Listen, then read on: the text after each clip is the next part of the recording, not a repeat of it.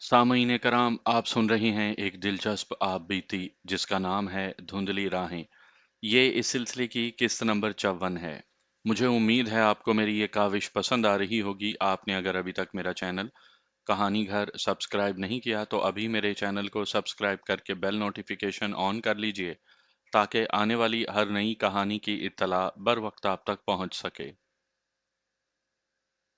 तकरीबन 3 घंटे के बाद हम दीबा के पास बैठे हुए थे। वो तंदुरुस्त और तवाना अधेड़ उम्र आदमी था। उसके कद काठ और चेहरे के रंग और नकूश में कशिश थी। मैं पहले बता चुका हूं कि उसका नाम दबीर अहमद था और दीबा के नाम से मशहूर था। वो हंसमुख और मिलनसार तबीयत का आदमी था। हमीदुल्लाह ने उसे तफसील से बताया कि हमारी निशानदही किस तरह हुई। हमने सुल्तान अहमद का जिक्र खास तौर पर किया और उसे बताया कि उसने कितनी बड़ी कुर्बानी दी है। पुलिस का कोई अफसर इतनी बड़ी कुर्बानी नहीं दे सकता, दीबा ने कहा। तुम जैसे मफरूर मुजरिमों को पकड़वा कर दूसरे इनामों के अलावा वो इंस्पेक्टरी की तरक्की पा सकता था, लेकिन उसने अपनी नौकरी को भी खतरे में डाल दिया। अब बताओ क्या इरादे लेकर आए हो? एक इरादा तो ये है कि अब तुम्हारे साथ ही रहेंगे, नूरुल्लाह ने कहा। बाकी इरादे तुम्हारे हैं, तुम ही बताओ क्या करें। मैंने तुम्हें किसी मस्जिद का इमाम तो बनाना नहीं, दीबा ने कहा। तुमने भी वही करना है जो मेरे दूसरे आदमी कर रहे हैं। क्यों नवाबजादे? दीबा ने हमीदुल्लाह से पूछा। वारदातें करोगे? नहीं दीबे भाई, हमीदुल्लाह ने जवाब दिया। मालूम होता है तुम्हारे दिमाग से नवाबी अभी निकली नहीं, दीबा ने कहा। मैं तुम्हें मजबूर नहीं करूंगा। कहोगे तो सारी उम्र मेहमान रखूंगा, फिर भी ये समझूंगा कि तुम्हारे एहसान का सिला पूरा नहीं किया। नहीं दीबे, हमीदुल्लाह ने कहा, ऐसा ना सोचो। मैंने तुम पर कोई एहसान नहीं किया था। हम यहाँ फारिग बैठने के लिए नहीं आए। फारिग बैठा भी नहीं जाता। तुम्हें याद होगा कि जब तुम मेरी जागीर पर आया करते थे तो मैंने 2 या 3 मर्तबा तुम्हारे साथ अपने इरादों का जिक्र किया था। हाँ, हाँ, हाँ, दीबा ने मुस्कुराते हुए कहा। याद है, तुम अपने बाप की नवाबी से तंग थे और तुम्हारा इरादा ये था कि अंग्रेजों की बादशाही को उखाड़ा जाए, जिन्होंने ये नवाबियां और महाराजों के राजवाड़े बनाए हैं। मुझे तुम्हारी वो सब बातें याद हैं। उस वक्त मैं अकेला था, हमीदुल्लाह ने कहा। अब मेरे साथ एक शेर दिल आ गया है। ये है वो सिकंदर जिसकी बहादुरी की कहानी मैंने तुम्हें कुछ दिन पहले सुनाई थी। देखो कैसा अजीब इत्तफाक है कि मेरा ये जिगरी यार मुझे कहाँ आन मिला। दीबा ने मेरी पीठ थपथपाई और मेरी तारीफें करने लगा। तुम जैसे आदमी पहाड़ों से भी टक्कर ले लिया करते हैं, दीबा ने कहा। मैं तुम्हें तजर्बे की एक बात बताता हूँ। ये ना समझ बैठना कि तुम हमेशा ही कामयाब रहोगे। हर मुश्किल से कामयाबी से निकलते जाना इंसान को कमजोर भी कर दिया करता है। वो समझता है कि कोई भी मुश्किल उसके लिए मुश्किल नहीं। कभी कभी अपने आप को कमजोर समझ लिया करो और ये इरादा किया करो कि अभी और ताकत की जरूरत है। क्या तुम भी अंग्रेजों के खिलाफ लड़ना चाहते हो? इरादा तो यही है, मैंने कहा, लेकिन जमीन का कोई ऐसा टुकड़ा नहीं मिलता जहां पांव जमा कर खड़ा हो सकूं। जहां जाता हूं वहां कुछ ना कुछ हो जाता है और वहां से भागना पड़ता है। ऐसे ही होगा सिकंदर, दीबा ने कहा, और ऐसे ही होता चला जाएगा। मुझे ये बताओ कि तुम्हारे दिमाग में ये कीड़ा किसने डाला है कि तुम या तुम जैसे 200-400 आदमी भी इकट्ठे होकर अंग्रेजों की बादशाही को हिंदुस्तान से उखाड़ सकेंगे? दीबे भाई, मैंने कहा, तुम मुसलमान हो। मेरा ख्याल था कि तुम्हारे अंदर ये जज्बा जरूर होगा कि अंग्रेजों ने यह मुल्क मुसलमानों से लिया था और ये अंग्रेजों से वापस लेना है। मेरे जज्बात की बात करते हो? दीबा ने मुस्कुराते हुए कहा। मैं एक राहजन का बेटा हूँ, वो भी एक डाकू का बेटा था, और सुना है कि उसका बाप भी चोर उचक्का ही था। मेरा कोई मजहब नहीं सिकंदर। अगर मेरा कोई मजहब है तो उस मजहब का असूल ये है कि अपने से कमजोर इंसानों के दिल दुखी ना करो। रोब और दबदबा उस पर झाड़ो जो तुम पर रोब झाड़ने की कोशिश करे। लोग कहते हैं कि दीबा डाकुओं का सरदार है, लेकिन ये कोई भी नहीं कहेगा कि दीबा बुरा आदमी है। मैं सबके काम आता हूँ। तुम यहाँ रह कर तो देखो कि इस जगह से 10 कोस दाएं, 10 कोस बाएं, 10 ऊपर और 10 कोस नीचे के इलाके में अंग्रेजों की नहीं मेरी बादशाही है। यहाँ अंग्रेजों का नहीं मेरा कानून चलता है, लेकिन मैं लोगों के दिलों का बादशाह हूँ। अगर यकीन ना आए तो मैं तुम्हें 2 गांव बताऊंगा। एक घर एक गांव में, दूसरा घर दूसरे गांव में है। एक बार एक घर की इतनी खूबसूरत और कुंवारी लड़की मेरे पीछे आ गई थी। जितना हुस्न तुमने एक लड़की में नहीं देखा होगा। अगर मेरा कोई खुदा है तो मैं उसकी कसम खाकर कहता हूँ कि उस लड़की को मैंने साथ लिया और उसकी माँ बाप के हवाले कराया। ऐसे ही दूसरे गांव की एक लड़की ने किया था। अगर मैं चाहता तो उन दोनों लड़कियों को बीवियां बनाकर रख लेता। दीबे यार, हमीदुल्लाह ने कहा, बीवी तो ये सिकंदर भी किसी को नहीं बनाता, तुम कोई और बात करो। मैं बार बार ये तज़किरा नहीं छेड़ना चाहता कि मैं क्यों अंग्रेज़ों के खिलाफ था और हमीदुल्लाह खान के दिल में अंग्रेज़ों के खिलाफ कैसा जहर भरा हुआ था। ये मैं पहले ही तफसील से सुना चुका हूँ। अंग्रेज़ों के खिलाफ हमीदुल्लाह खान के जज्बे का अंदाज़ा इससे करें कि उसे मैंने इस हाल तक पहुंचाया था। आपको वो वाकया याद होगा कि उसके आदमी खजाने वाली रेल कार लूटने के लिए गए थे और ये जाल मेरे हाथों बिछवाया गया था, जिसमें लाकर उसके तमाम आदमियों को मैंने मरवा दिया था। फिर उसे कातिल भी मैंने साबित करवाया था, हालांकि वो मकतूल मेरे हाथों मरा था। शहनाज मेरे साथ थी। हमीदुल्लाह के दिल में मेरे खिलाफ दुश्मनी और इंतकाम का जज्बा होना चाहिए था, लेकिन उसने अपने दिल में मेरी मोहब्बत को जिंदा रखा और दुश्मनी अंग्रेजों की बरकरार रखी। ये सिर्फ इसलिए था कि मैं अंग्रेजों के खिलाफ दहशतगर्दी और तखरीबकारी की जंग लड़ना चाहता था। दीबे को हमने कायल करना शुरू कर दिया कि वो हमें दहशतगर्दी का अड्डा अपने यहाँ बनाने दे। वो कायल नहीं हो रहा था। खासी दलीलबाजी के बाद वो मान गया। जब उसने बात की तो मुझे पता चला कि उसका इल्म हमसे कम नहीं और उसमें जज्बा भी मौजूद है। तुम कामयाब नहीं हो सकोगे, उसने कहा। क्या मैं नहीं जानता कि हिंदुस्तान में कुछ गिरोह ये काम कर रहे हैं? वो मालूम नहीं कब से लगे हुए हैं, लेकिन गिरफ्तार होने, सजाए कैद और सजाए मौत लेने के सिवा वो कुछ भी नहीं कर सके। उन्हें पकड़वाने वाले अपने हिंदुस्तानी भाई हैं। वैसा ही गिरोह तुम बना लोगे और एक रोज तुम्हारा अपना ही कोई आदमी तुम्हारी मुखबरी करके तुम्हें पकड़वा देगा। मैं तुम्हारी बात समझ गया हूं, मैंने कहा। तुम ये कहना चाहते हो कि ये सारे गिरोह मुत्तहिद हो जाएं तो कामयाबी हासिल की जा सकती है। हाँ, मैं यही कहना चाहता हूँ, तीबा ने कहा। लेकिन होगा नहीं। हो जाएगा, हमीदुल्लाह खान ने कहा। हम अपना गिरोह बनाकर दूसरे गिरोहों से मिलेंगे और सबको एक जगह इकट्ठा करने की कोशिश करेंगे। जो मैं जानता हूं वो तुम नहीं जानते, दीबा ने कहा। तुम लोगों से छुपते फिरते हो और मैं लोगों में घूमता फिरता हूँ। दहशतगर्दों के जिन गिरोहों को मैं जानता हूँ, उनमें 3 कौमों के आदमी यानी मुसलमान, हिंदू और सिख शामिल हैं। ज्यादा तादाद हिंदुओं की है, लेकिन सिख और मुसलमान नहीं जानते कि वो हिंदुओं की लड़ाई लड़ रहे हैं। हिंदू दहशतगर्द सिखों और मुसलमानों को अपने साथ मिला लेते हैं और उन्हें बताते हैं कि हिंदुस्तान आज़ाद होगा तो तीनों कौमों की मुश्तरका हुकूमत होगी, लेकिन हिंदुओं के लीडर सिर्फ हिंदू राज के लिए बड़ी एड़ी चोटी का जोर लगा रहे हैं। ज़ाहिरी तौर पर वो दहशतगर्दी के खिलाफ बातें करते हैं, लेकिन उनका दरे पर्दा ताल्लुक उन दहशतगर्द गिरोहों के साथ है। मैं ये जो कहता हूँ कि मेरा कोई मजहब नहीं, ये मैं वैसे ही नहीं कहता। जिस रोज मैंने ये ऐलान कर दिया कि मैं मुसलमान हूँ, उससे अगले रोज हिंदू मुझे गिरफ्तार करवा देंगे। एक बहुत बड़ा हिंदू साहूकार मुझे धमकी भी दे चुका है। वो कौन है यार? नूरुल्लाह ने पूछा। क्या तुमने उसकी धमकी बर्दाश्त कर ली? हाँ भाई, दीबा ने कहा। बर्दाश्त कर लेना ही बेहतर समझा। उसके मुतल्लिक मैं ये भी जानता हूँ कि वो हिंदुओं की माली मदद भी कर रहा है। मेरा ख्याल है कि वो मुसलमानों के खिलाफ भी दरे पर्दा कुछ कर रहा है। दीबा बोलते बोलते अचानक चुप हो गया और मुंह छत की तरफ करके कुछ सोचने लगा। यकलख्त सर नीचे करके उसने हम तीनों को बारी बारी देखा और बोला, दोस्तों एक काम करो, तुम अपना गिरोह बनाओ और ये सोच लो कि तुम्हें रुपए पैसे की बहुत जरूरत होगी। बम बनाने के लिए बारूद भी चाहिए। कुछ लोगों को पैसे देकर साथ मिलाना पड़ेगा। सोचो कि इतनी रकम कहाँ से हासिल हो सकती है। डकैती की वारदात करेंगे, मैंने कहा, लेकिन किसी ऐसी आसामी पर हाथ साफ करेंगे जिसने दूसरों का खून चूस चूस कर अपना घर भरा हुआ होगा। ऐसा नहीं कि जिसने हलाल की कमाई का पैसा जमा किया हो उसे हम लूट लें। मैं तुमसे यही कहलवाना चाहता था, दीबा ने कहा। जिन असामियों का तुम शिकार खेलना चाहते हो उनमें एक ये हिंदू साहूकार है जिसका मैंने जिक्र किया है। अगर तुम्हें मेरी बात समझ में आती है तो पहले उसके घर की सफाई करो। अगर तुम कामयाब हो गए तो माला माल हो जाओगे। ज्यादा सोचने की जरूरत नहीं थी, हमें यही कुछ करना था। मुझे अपने इरादे पूरे होते नजर आने लगे थे।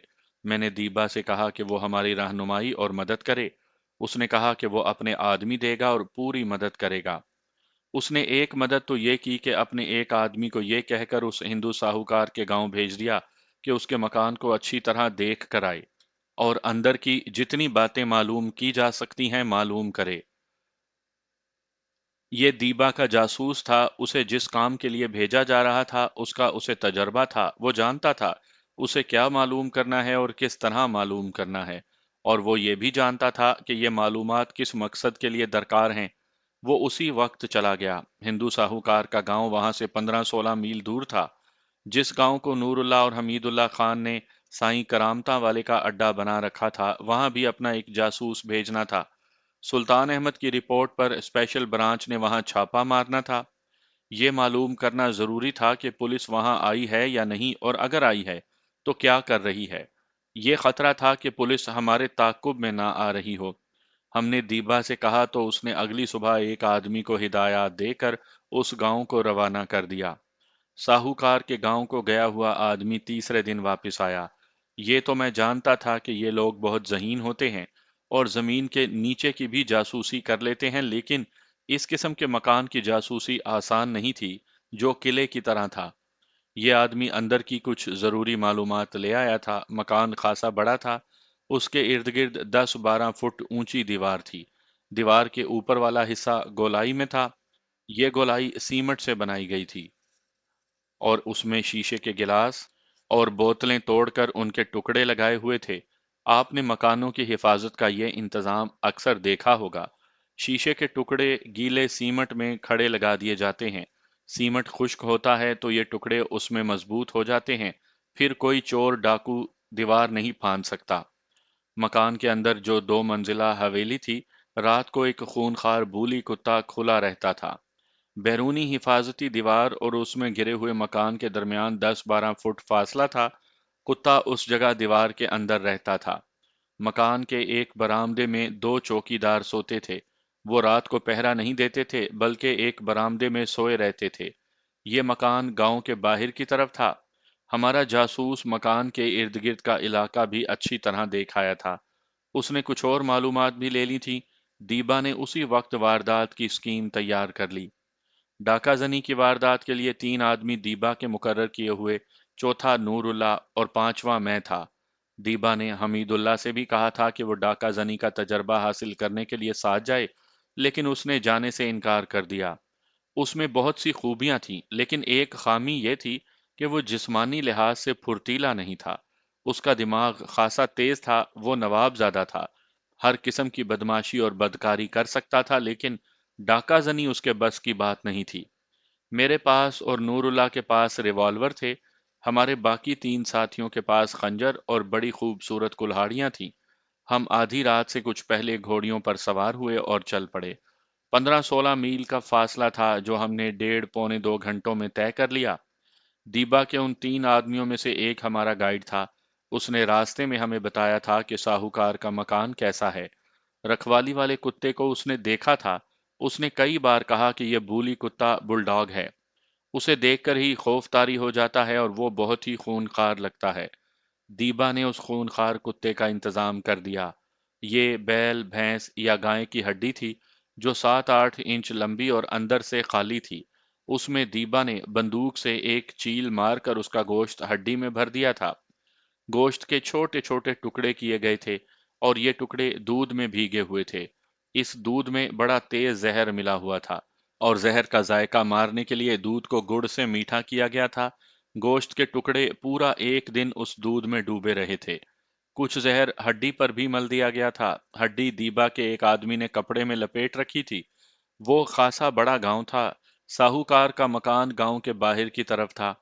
یہ 1.5-2 کنال میں پھیلی ہوئی حویلی تھی۔ بیرونی دیوار نے جو رقبہ گھیر رکھا تھا وہ ملا کر حویلی 3 کنال سے کم نہیں تھی۔ ایسے ساہوکار دیہات میں اس لیے رہتے تھے کہ دیہات کے لوگ زیادہ قرضے لیتے تھے۔ زیادہ تر مقروض مسلمان ہوتے تھے۔ وہ بیاہ شادیوں، ماتم اور 40ویں پر بے دریغ خرچ کرنے کے لیے قرض لیتے تھے۔ مقدمے بازی بھی انہیں ہندو ساہوکاروں کا مقروض رکھتی تھی۔ ان ان پڑھ لوگوں کو ساہوکار خوب لوٹتے تھے۔ ہر ماہ سود وصول کر لیتے اور اصل رقم وہیں کی وہیں رہتی بلکہ بڑھ بھی جایا کرتی تھی۔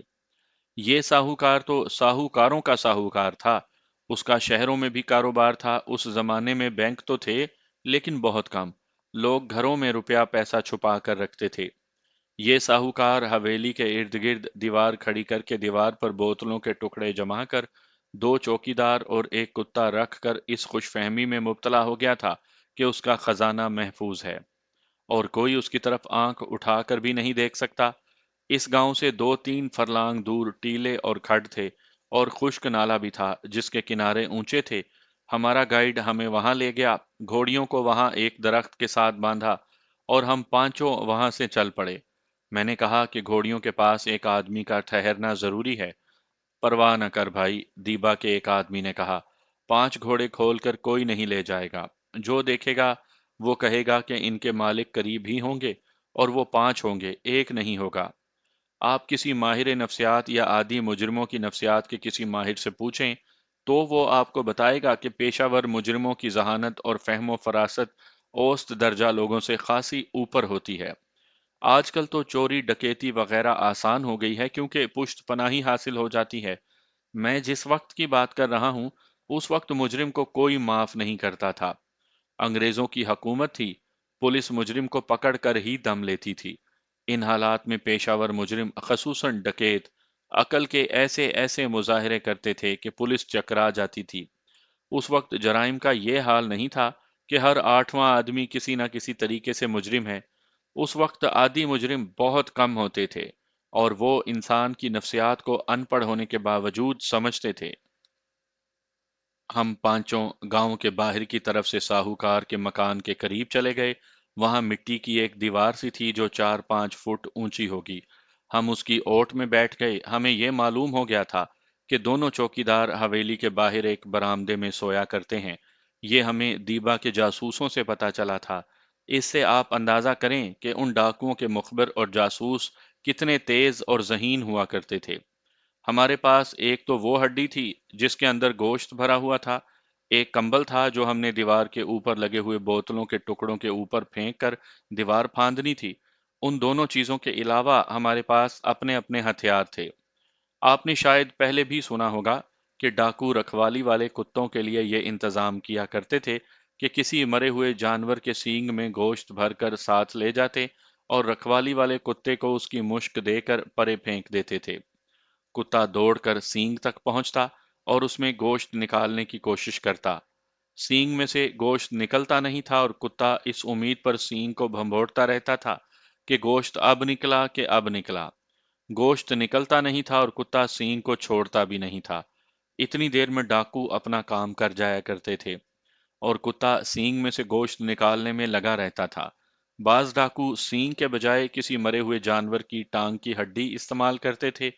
دیبا نے گوشت میں زہر ملانا اس لیے ضروری سمجھا تھا کہ اسے بتایا گیا تھا کہ کتا بہت ہی خونخوار نسل کا ہے۔ کہیں ایسا نہ ہو کہ وہ ہڈی کو چھوڑ کر ہمارے آدمیوں پر ٹوٹ پڑے۔ چوکیدار تو سوئے رہتے تھے لیکن یہ خونخوار کتا حویلی اور اس کے ارد گرد بیرونی دیوار کے درمیان کھلا پھرتا رہتا تھا۔ آدھی رات کے بعد چاند اور اوپر آ گیا تھا۔ چاندنی اتنی شفاف تھی کہ حویلی کی اینٹیں الگ الگ نظر آتی تھیں اور بیرونی دیوار کے اوپر بوتلوں کے کانچ کے جو ٹکڑے لگے ہوئے تھے وہ چمک رہے تھے۔ چاندنی میں چمکتے ہوئے تو یہ بڑے اچھے لگتے تھے، ان میں سے رنگ برنگی شعائیں سی نکلتی تھی، لیکن یہ بڑی ظالم چیز تھی۔ ان پر ہاتھ رکھ کر دیوار پر چڑھتے تو یہ ہاتھ کو کیمے کی طرح کاٹ کر جسم کا سارا خون ان زخموں سے نکال دیتے۔ یہ ہمارے راستے میں ایک خطرناک رکاوٹ تھی۔ اس کا ہم نے انتظام کر رکھا تھا، اب دیکھنا یہ تھا کہ یہ انتظام کہاں تک کامیاب ہوتا ہے۔ ایک اور مشکل نظر آ رہی تھی، وہ یہ کہ اس حویلی کے اوپر بھی ایک منزل تھی۔ یہ 2 یا 3 کمرے تھے۔ خطرہ یہ تھا کہ اوپر کے کسی کمرے سے کوئی ہمیں دیکھ لے گا۔ اتنے دور دراز دیہات میں یہ 2 منزلہ حویلی محل جیسی لگتی تھی۔ یہ دولت کی نمائش تھی، ورنہ یہ ساہوکار سیدھا سادہ پکا مکان بنا سکتا تھا۔ دیہات میں ایسا محل بنانے کی ایک وجہ یہ بھی تھی کہ ہندو ساہوکار اس گاؤں کا اور اس کے ارد گرد جو چند ایک گاؤں تھے ان کا بھی مہاراجہ بنا ہوا تھا۔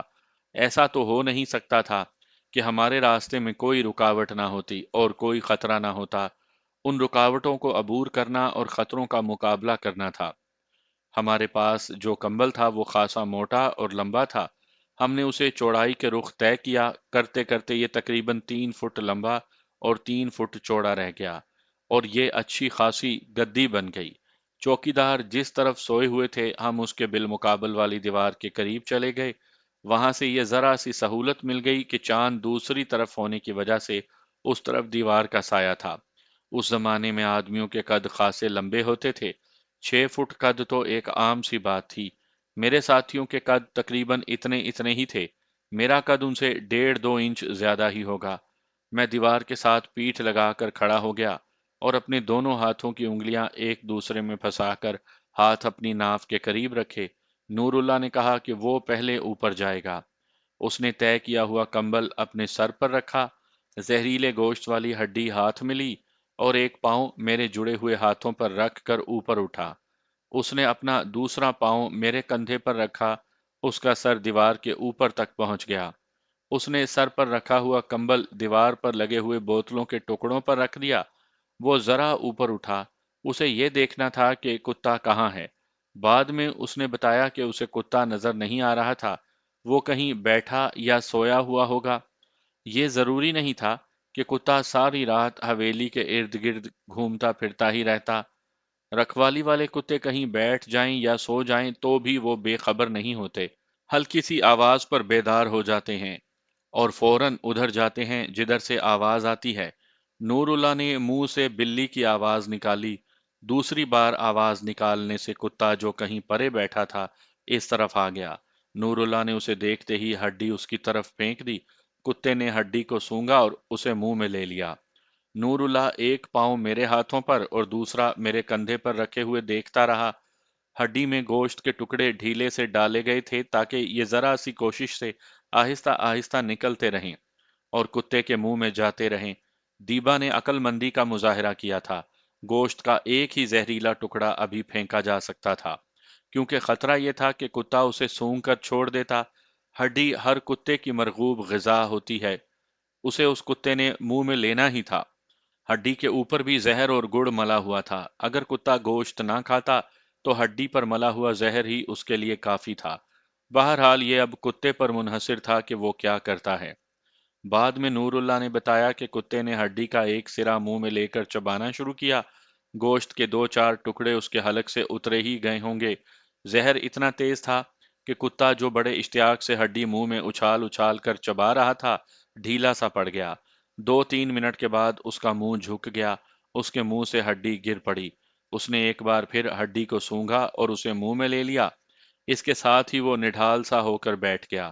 اس نے اٹھنے کی کوشش کی، آدھا سا اٹھا اور گر پڑا، پھر ایک طرف کو لڑک گیا۔ آ جاؤ بھائی، نور اللہ نے آہستہ سے کہا اور اوپر کو اٹھتے ہوئے بولا، کام ہو گیا ہے۔ نور اللہ کمبل کی گدی کے اوپر جا کر دیوار کے ساتھ اندرونی طرف لٹکا اور نیچے کود گیا۔ میرے باقی 3 ساتھی بھی باری باری میرے ہاتھوں اور کندھوں پر پاؤں رکھ کر نور اللہ کی طرح دیوار کے اندر اتر گئے۔ آخری آدمی کمبل کے گدے پر اس طرح پیٹ کے بل لیٹا رہا کہ اس کی ٹانگیں اندر کی طرف اور بازو باہر کی طرف تھے۔ میں نے اس کے دونوں ہاتھ پکڑے، پاؤں دیوار کے ساتھ جمائے اور اس طرح میں اتنا اوپر چڑھ گیا کہ میرے ہاتھ دیوار کے اوپر جا پہنچے۔ میرا ساتھی دوسری طرف اتر گیا۔ اس کے بعد میں کمبل کی گدی کے اوپر سے گزرتا دوسری طرف کود گیا۔ کمبل وہیں رہنے دیا، بوتلوں کے ٹکڑے کمبل کی گدی کے نیچے دبے رہے۔ ہم ایک دوسرے کے پیچھے حویلی کے ساتھ ساتھ دوسری طرف گئے۔ ادھر ایک برآمدہ تھا، دبے پاؤں آگے ہو کر دیکھا۔ 2 چارپائیوں پر 2 آدمی چادریں تانے گہری نیند سوئے ہوئے تھے۔ انہیں جگایا، چاندنی سیدھی ان پر پڑ رہی تھی۔ دونوں اٹھے، دونوں کے سامنے ایک ایک ریوالور تھا۔ سب سے پہلے ان کی نظر ریوالوروں پر ہی پڑی، پھر انہیں کلہاڑیاں نظر آئیں۔ انہوں نے ہم سب پر نگاہیں دوڑائیں، لیکن وہ ہم میں سے کسی کا بھی چہرہ پہچان نہیں سکتے تھے، کیونکہ ہمارے چہرے پگڑیوں میں چھپے ہوئے تھے۔ ان میں سے ہماری صرف آنکھیں نظر آتی تھیں۔ دیبا کے ایک ساتھی نے انہیں کہا کہ وہ اونچی آواز نہ نکالیں اور ہم جو پوچھتے ہیں وہ بتا دیں۔ انہوں نے ہاتھ جوڑ دیے اور بازبان خاموشی جاں بخشی کی التجا کی۔ ہمارے ایک ساتھی نے ان سے پوچھا کہ ہم اندر کس دروازے سے جائیں، اور یہ کہ گھر والے کہاں کہاں سوئے ہوئے ہیں اور ان کی تجوری کون سے کمرے میں ہے۔ انہوں نے اپنی جانیں بچانے کے لیے ہماری پوری رہنمائی کی۔ انہوں نے بتایا کہ تجوری لوہے کی بنی ہوئی ہے اور یہ ایک کمرے کی دیوار میں فٹ کی ہوئی ہے، صرف دروازہ نظر آتا ہے۔ ہم نے ان دونوں کے منہ ان کی ہی چادروں سے پٹیاں پھاڑ کر باندھ دیے، پھر ایک چارپائی کی ادوائن کاٹ کر دونوں کے ہاتھ ان کی پیٹھوں کے پیچھے بند کر کے باندھ دیے، پھر ان کے پاؤں بھی باندھ دیے۔ ہم حویلی کے ایک اور طرف چلے گئے، ایک کمرے کے دروازے پر دستک دی، اور ہم سب دروازے سے ہٹ کر ایک طرف ہو گئے۔ کچھ دیر انتظار کر کے دروازے پر پھر دستک دی۔ 1-2 منٹ کے بعد دروازہ کھلا اور ایک آدمی باہر آیا۔ اسے ہمارے ایک ساتھی نے دبوچ لیا۔ میں نے اسے ریوالور دکھا کر نالی اس کے سر کے ساتھ لگا دی اور اسے کہا کہ وہ چپ رہے، پھر اسے پوچھا کہ وہ کون ہے۔ وہ ان کا باورچی تھا اور رات کو باورچی خانے میں ہی سوتا تھا۔ اپنے سر کے ساتھ لگی ہوئی ریوالور کی نالی کو محسوس کرتے ہوئے اور 4 نقاب پوشوں کو دیکھ کر اس نے ہمیں ہر وہ بات بتائی جو اس سے ہم نے پوچھی۔ اب اگر میں تفصیل سے سنانا شروع کر دوں کہ ہم کس طرح کمروں میں داخل ہوئے، کس کس کو کس طرح جگایا، اور گھر کے ہر فرد کا رد عمل کیا تھا، اور ہم اس آہنی تجوری تک کس طرح پہنچے جو دیوار میں نصب تھی، اسے کس طرح کھلوایا، اس کا صفایا کیا، تو بات بہت لمبی ہو جائے گی، اور اس میں کوئی نئی بات بھی نہیں ہوگی۔ ایسی بہت سی کہانیاں آپ نے پڑھی اور سنی ہوں گی۔ میرے ساتھی ساہوکار کو جگا کر اور اس کے سینے پر پستول کی نالی رکھ کر اور اسے چمکتی ہوئی کلہاڑیاں دکھا کر اس کے ہاتھوں تجوری کھلوا چکے تھے۔ ہم نے 2 لالٹینیں اور ایک لیمپ جلا لیا تھا۔ میں نے ایک لالٹین اپنے ہاتھ میں لے لی اور ایک اور کمرے میں چلا گیا۔ میرے ساتھی شاید ایک غلطی کر رہے تھے۔ اس حویلی میں گھر کے کچھ اور افراد بھی تھے جو دوسرے کمروں میں تھے۔ ان کی طرف کوئی نہیں گیا تھا اور یہ بہت بڑا خطرہ تھا۔ گھر کا کوئی بھی آدمی چپکے سے باہر نکل جاتا اور گاؤں والوں کو مدد کے لیے اکٹھا کر سکتا تھا۔ میں اس خطرے کے پیش نظر ریوالور اور لالٹین اٹھائے دوسرے کمرے میں دیکھنے کے لیے چل پڑا تھا۔ میں ایک کمرے میں داخل ہوا۔ یہ کوئی بیٹھک یا ڈرائنگ روم کی قسم کا کوئی کمرہ تھا۔ فرش پر دری بچھی تھی، صوفہ نما کرسیاں تھیں اور کمرہ سجا سجایا تھا۔ میں اس کمرے میں دیکھ رہا تھا کہ میرے عقب سے آواز آئی، ریوالور پھینک دو۔ میں پیچھے کو مڑا، ادھر ایک دروازہ تھا۔ دروازے میں میری عمر کا ایک جوان آدمی 2 نالی بندوق کا بٹ کندھے سے لگائے اور نالیاں میری طرف کیے کھڑا تھا۔ اگر میں ریوالور سیدھا کر کے اس پر گولی چلاتا تو میرے ریوالور سے گولی نکلنے سے پہلے وہ مجھ پر یکے بعد دیگرے 2 کارتوس فائر کر سکتا تھا۔ میرا دماغ تیزی سے سوچنے لگا کہ میں کیا کروں۔ ایک ترکیب یہ ذہن میں آئی کہ ریوالور اس کی طرف پھینک دوں، اور اگر وہ ریوالور اٹھانے کے لیے جھکے تو میں چیتے کی طرح جھپٹ کر اس کے اوپر جا پڑوں، لیکن یقین نہیں تھا کہ وہ ریوالور اٹھانے کے لیے جھکے گا۔ خدا نے ایک اور سبب پیدا کر دیا۔ ایک جوان اور بڑی ہی حسین لڑکی جس کے چہرے پر خوف و ہراس تھا، اس آدمی کے ساتھ آن کھڑی ہوئی۔ اس کی آنکھوں میں آنسو تھے۔ اس آدمی نے ایک بار پھر کہا کہ ریوالور پھینک دو۔ وہ مجھ سے 12-14 قدم دور تھا۔ مدھم سی ایک امید پر میں نے ریوالور فرش پر پھینک دیا، لیکن اس کے قریب نہیں بلکہ اپنے قریب پھینکا۔ اس نے کہا کہ گولیوں والی بیلٹ بھی پھینک دو۔ میں نے بیلٹ بھی ریوالور کے قریب پھینک دی۔ میں نے جس امید پر ریوالور پھینکا تھا وہ پوری ہوتی نظر آنے لگی۔ یہ اس طرح ہوا کہ اس آدمی نے اپنے ساتھ لگی ہوئی لڑکی سے کہا کہ وہ ریوالور اور بیلٹ اٹھا لائے، لیکن لڑکی ڈرتی تھی۔ اس آدمی نے اسے ڈانٹ کر کہا، بزدل مت بنو، اسے میں نے نشانے میں لیا ہوا ہے، ذرا سا ہلا تو میں اسے اڑا دوں گا۔ لڑکی ڈرتے جھجکتے آہستہ آہستہ آگے آئی اور وہ جھک کر ریوالور اور بیلٹ اٹھانے لگی۔ وہ ریوالور کو ہاتھ لگانے سے بھی ڈرتی تھی۔ میں نے اس آدمی کے پیچھے دیکھا اور ویسے ہی ہاتھ اوپر کر کے ایک اشارہ کیا۔ اس کے پیچھے کچھ بھی نہیں تھا، لیکن میرے اشارے سے وہ سمجھا کہ اس کے پیچھے کوئی آدمی آ رہا ہے۔ انسانی فطرت کے عین مطابق اس نے پیچھے دیکھا۔ میں گولی کی طرح جھپٹا اور ریوالور پر جھکی ہوئی لڑکی کو کمر سے اپنے بائیں بازو میں جکڑ لیا۔ میں نے 1 سیکنڈ میں فرش سے ریوالور اٹھا لیا۔ بندوق والے نے ادھر دیکھا تو صورتحال کچھ اور بنی ہوئی تھی۔ لڑکی کی پیٹھ میرے سینے کے ساتھ لگی تھی اور وہ میرے بائیں بازو کی مضبوط گرفت میں تھی۔ میں نے ریوالور کی نالی لڑکی کی کن پٹی کے ساتھ لگا دی تھی۔ بندوق میری طرف پھینک دو، میں نے بڑے آرام سے کہا۔ یہ لڑکی یہیں مرے گی یا میرے ساتھ جائے گی؟ وہ لڑاکا اور جنگجو نسل کا آدمی نہیں تھا، وہ ساہوکارا کرنے والا ہندو تھا، اور وہ پیسے کو ہی سب کچھ سمجھتا تھا۔ اس نے برخورداری سے بندوق میرے آگے پھینک دی اور ہندوؤں کی طرح ہاتھ جوڑ کر منتیں کرنے لگا کہ میں اس لڑکی کو چھوڑ دوں؟ یہ اس کی بیوی تھی اور صرف 4 مہینے پہلے ان کی شادی ہوئی تھی۔ اتنے میں نور اللہ مجھے ڈھونڈتا اس کمرے میں آیا۔ فوراً بعد ہمارا ایک اور ساتھی آ گیا۔ انہوں نے اپنا کام مکمل کر لیا تھا۔ ہمیں صرف نقد رقم اور زیورات کی ضرورت تھی، کوئی اور چیز یا کپڑے اٹھانے کی ضرورت نہیں تھی۔ نور اللہ نے مجھے کہا کہ باہر نکلو۔ اس نے بندوق اٹھا لی۔ میں نے لڑکی کو چھوڑا اور فرش پر پڑی ہوئی اپنی بیلٹ اٹھائی اور میں نور اللہ کے ساتھ باہر نکل گیا۔ میں نے اتنا دیکھا کہ اس کمرے میں ہمارا ایک اور ساتھی آ گیا تھا۔ ہم بیرونی دیوار والا آہنی گیٹ کھول کر باہر نکلے۔ نور اللہ نے ایک بوری سی اٹھا رکھی تھی۔ کہنے لگا کہ باقی ساتھی آ رہے ہیں، ہم گھوڑیوں تک چلتے ہیں۔ اس نے جو بوری اٹھا رکھی تھی وہ وزنی تھی۔ ایک طرف سے میں نے پکڑ لی اور ہم تیز تیز چلتے گئے۔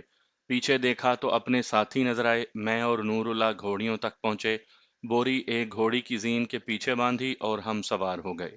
جب ہمارے باقی 3 ساتھی ہم تک پہنچے تو دیکھا کہ ان میں سے ایک نے ایک لڑکی کو کندھے پر اٹھا رکھا ہے۔ لڑکی تڑپ رہی تھی اور وہ روتی تھی۔ لڑکی کو زمین پر کھڑا کیا تو دیکھا یہ وہی لڑکی تھی جسے میں نے اپنی ڈھال بنایا تھا۔ اسے کیوں اٹھا لائے ہو؟ میں نے کہا۔ چھوڑ دو اسے۔ چپ رہو سکندر، نور اللہ نے مجھے کہا، یہ ان کا کام ہے، ان کے کام میں دخل نہ دو۔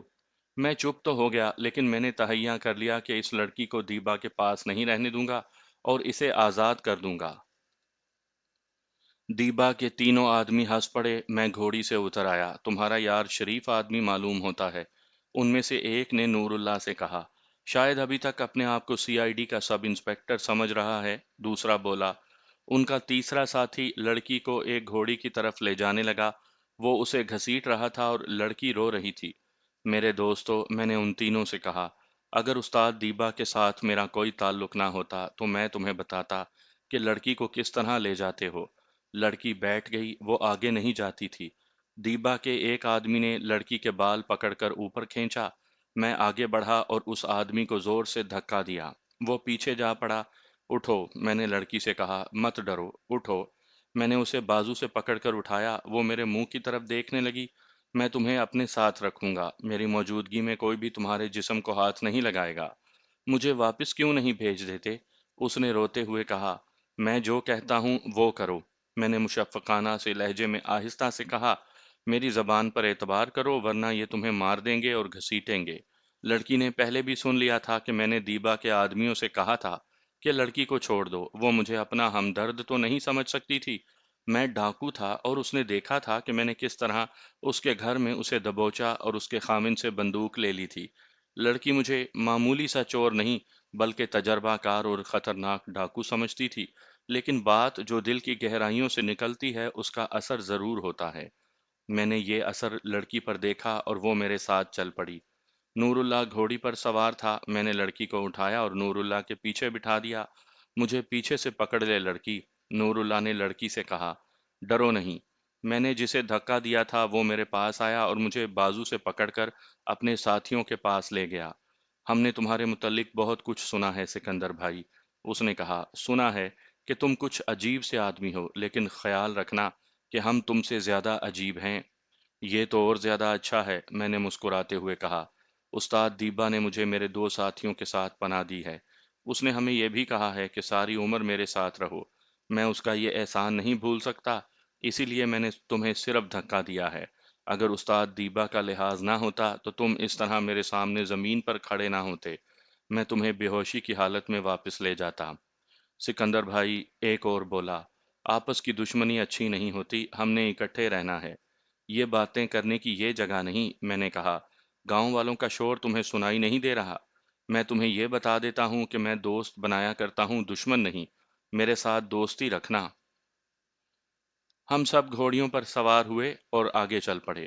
گاؤں کے لوگ ہمارے تعاقب میں آنے کی جرات نہیں کر سکتے تھے۔ انہوں نے دیکھ لیا ہوگا کہ یہ واردات کسی بڑے ڈاکو کی ہے اور ڈاکوؤں کے پاس بندوقیں اور پستول ہیں۔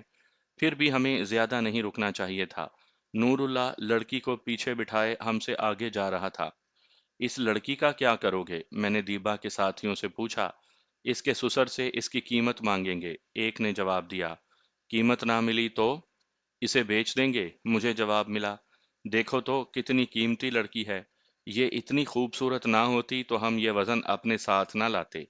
इतनी हसीन लड़की पहले कभी देखी है? तुम इसके मुहाफिज क्यों बन गए हो? पकड़े जाने के डर से, मैंने जवाब दिया। इसकी कीमत मांगोगे तो पकड़े जाने का खतरा ज्यादा होगा। मैं ये काम एक बार कर चुका हूँ। एक अंग्रेज की नौजवान बीवी को डाक बंगले से अगवा किया था और पुलिस को खुफिया इत्तला दी थी कि इतनी रकम दो और अपनी औरत ले जाओ। रकम आ गई, लेकिन साथ ही पुलिस भी आ गई और पुलिस के साथ फौज भी थी। ये तो हमारी किस्मत अच्छी थी कि हम निकल आए थे। हमारी पोजीशन पहाड़ियों की वजह से अच्छी थी और पीछे दरिया था। हमारा एक साथी वहीं रह गया था, मारा गया होगा। नवाबजादा और नूरुल्लाह मेरे साथ थे, हम वहीं से जुदा हुए थे और इतनी मुद्दत के बाद मिले हैं।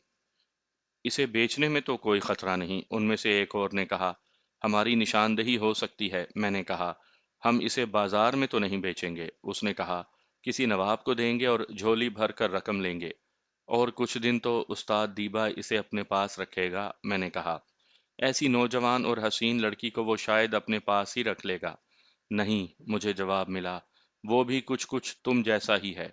कहा करता है कि औरत पर और कमजोर आदमी पर हाथ ना उठाओ।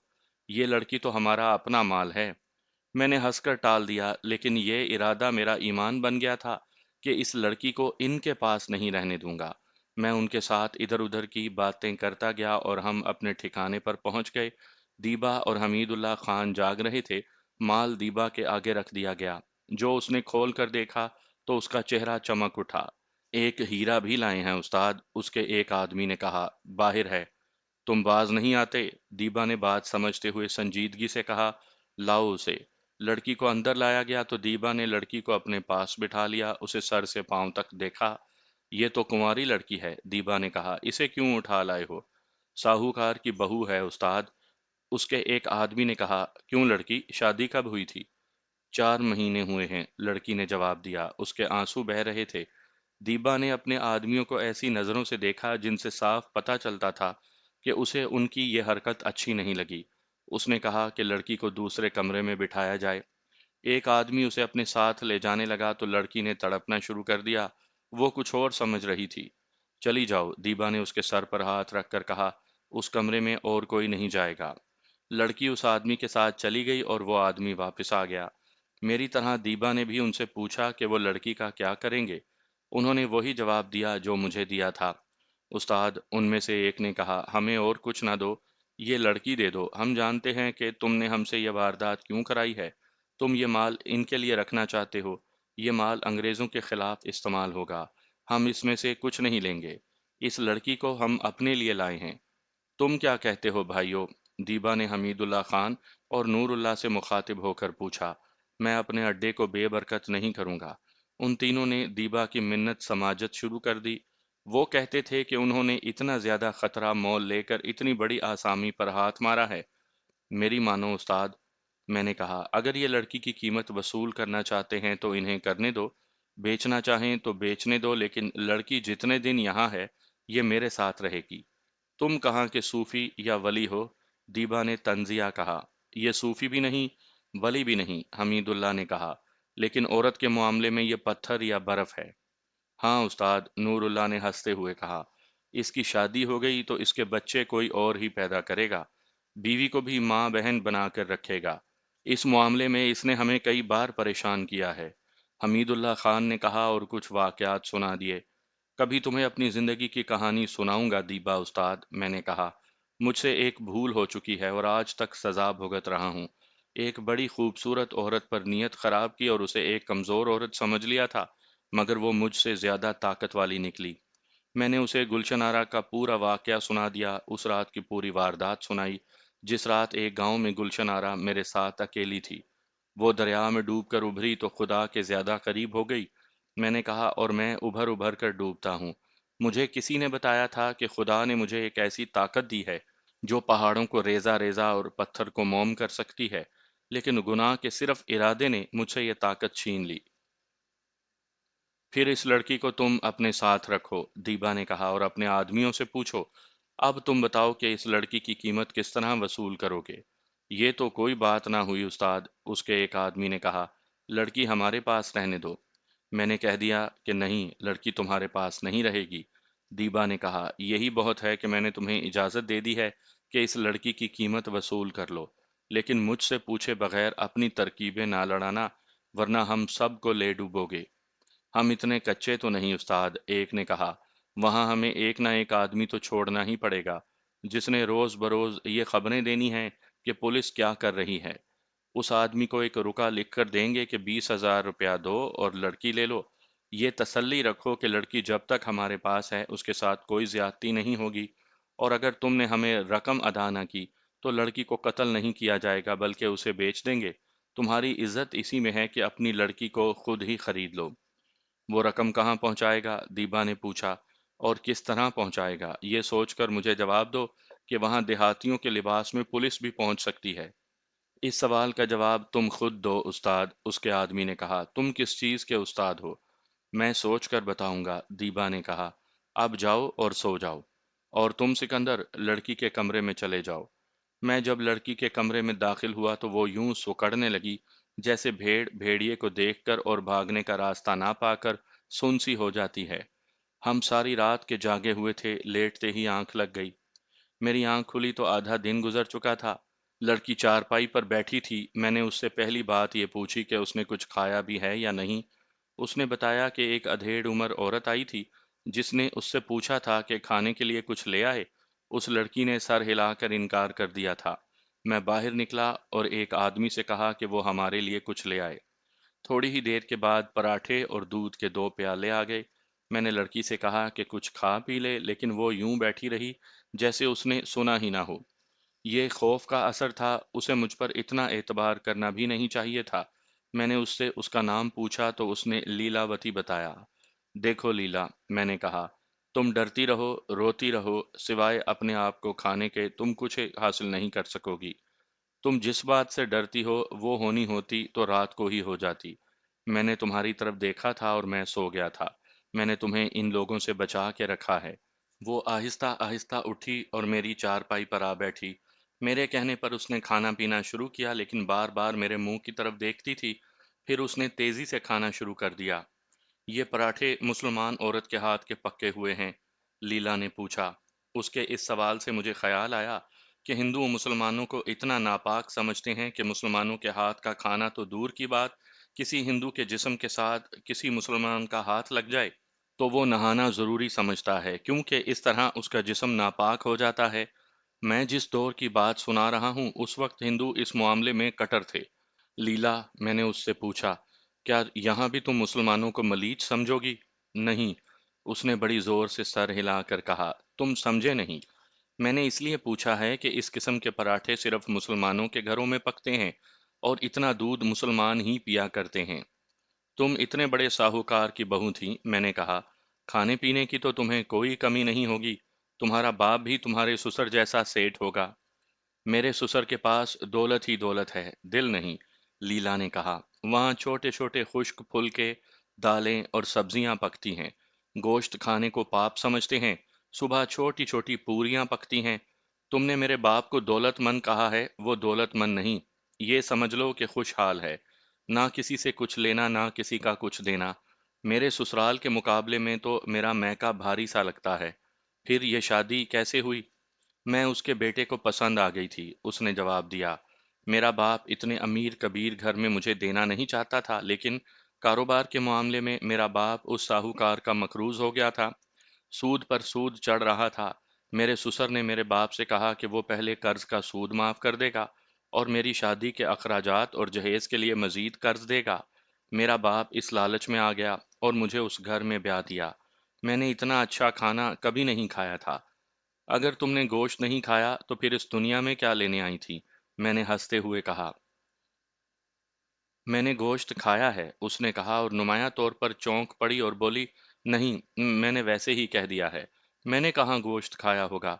मैं भी हंस पड़ा। उसने यकीनन गोश्त खाया था। ये बात उसके मुंह से निकल गई थी, लेकिन उस पर हंसी का पर्दा डालने की कोशिश कर रही थी। मैं समझ गया, ऐसा होता था कि किसी हिंदू लड़की के ताल्लुकात किसी मुसलमान के साथ हो जाते थे तो वो चोरी छुपे लड़की को गोश्त जरूर खिलाता था। लीला ने भी इसी तरह कभी गोश्त खाया होगा, लेकिन मैं इस बात को गोल कर गया। यहाँ मेरे साथ क्या सलूक होगा? उसने पूछा, फिर कुछ सोचकर बोली, तुम भी तो इतने नेक नहीं हो सकते। کیا تمہارا سسر تمہیں یہاں سے چھڑانے کے لیے 20,000 روپیہ دے دے گا؟ میں نے پوچھا۔ 20 پیسے بھی نہیں دے گا، لڑکی نے فوراً جواب دیا۔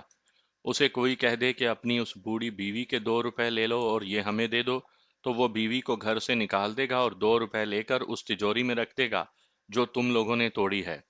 تم نے یہ کیوں پوچھا ہے؟ یہ لوگ تمہاری قیمت لے کر تمہیں چھوڑ دیں گے، میں نے جواب دیا۔ اگر انہیں قیمت نہ ملی تو کیا ہوگا؟ میں ابھی کچھ بتا نہیں سکتا، میں نے جواب دیا، لیکن میں تمہیں یہاں سے نکالنے کی پوری کوشش کروں گا۔ اس کے آنسو نکل آئے اور اس نے سر جھکا لیا۔ میں نے اس کی ٹھوڑی اوپر اٹھائی۔ میں نے تمہیں کہا ہے کہ رو رو کر اپنے آپ کو پریشان نہ کرو، میں نے کہا۔ تم نہیں سمجھتے، اس نے کہا۔ اب میں واپس چلی جاؤں تو مجھے سسرال والے گھر میں داخل نہیں ہونے دیں گے، کہیں گے کہ یہ مسلمانوں کے پاس رہ کر آئی ہے، اس لیے کسی ہندو گھر میں داخل ہونے کے قابل نہیں رہی۔ اگر انہیں یقین دیا جائے کہ مجھے ہندو لے گئے تھے تو بھی وہ نہیں مانیں گے۔ تمہارا خاوند تو بہت پریشان ہوگا، میں نے کہا، تم جیسی خوبصورت لڑکی کو ہر قیمت پر حاصل کرنے کے لیے۔ میرے خاوند کی بات کرتے ہو؟ اس نے کہا، وہ مجھ جیسی کئی لڑکیوں کے ساتھ کھیل چکا ہے۔ لیکن لڑکیاں کون سی؟ نوکرانیاں، اور ان غریب لوگوں کی لڑکیاں جو ان کے مقروض ہیں۔ ان کے گھر صرف وہ نوکرانی ٹھہرتی تھی جو چال چلن کی انہی جیسی ہوتی تھی۔ میرے خاوند کی ہمیشہ کوشش رہتی ہے کہ نوکرانی جوان ہو اور شکل و صورت چاہے کیسی ہی ہو۔ اگر یہ شخص اتنا دلیر اور جوان مرد ہوتا تو اس کے ہاتھ میں 2 نالی بندوق تھی، وہ تمہیں گولی مار دیتا، لیکن وہ گولی چلانے سے ڈرتا تھا۔ پھر اس نے تم سے پستول اور پیٹی پھنکوا لی، لیکن خود آگے ہو کر پستول اور پیٹی اٹھانے کے بجائے اس نے مجھے کہا کہ تم آگے ہو کر اٹھاؤ۔ میں تو آگے جانے سے ڈرتی تھی، لیکن میں اس سے بھی ڈرتی تھی۔ سچ پوچھتے ہو، یہ شخص مجھے ذرا بھی اچھا نہیں لگتا۔ اس نے بے تکلفی سے اور بلا جھجک بولنا شروع کر دیا تھا، لیکن میں ابھی اس پر بھروسہ نہیں کر رہا تھا۔ میں جانتا تھا کہ اس حالت میں لڑکی یہ کیوں کہہ رہی ہے کہ اسے اپنا خاوند اچھا نہیں لگتا۔ وہ دراصل یہ کہنا چاہتی تھی کہ میں اسے اچھا لگتا ہوں۔ تم سے ایک بات پوچھوں؟ اس نے کہا۔ تم میرے اتنے ہمدرد بن گئے ہو، کیوں؟ مجھے کوئی وجہ سمجھ نہیں آتی، تم تو ڈاکو ہو۔ ایسے سوالوں کے جواب زبانی نہیں دیے جا سکتے، میں نے کہا۔ تمہیں خود پتہ چل جائے گا، میں جانتا ہوں تمہیں مجھ پر اعتبار نہیں۔ میں تمہیں بتاتا ہوں اور میری بات پر عمل کرنا کہ یہاں کسی اور کے ساتھ اس طرح باتیں نہ کرنا جس طرح تم نے میرے ساتھ کی ہیں۔ اسی کمرے میں رہنا، زیادہ سے زیادہ اس صحن میں چل پھر لینا۔ میرے سوا اس کمرے میں اور کوئی نہیں آئے گا۔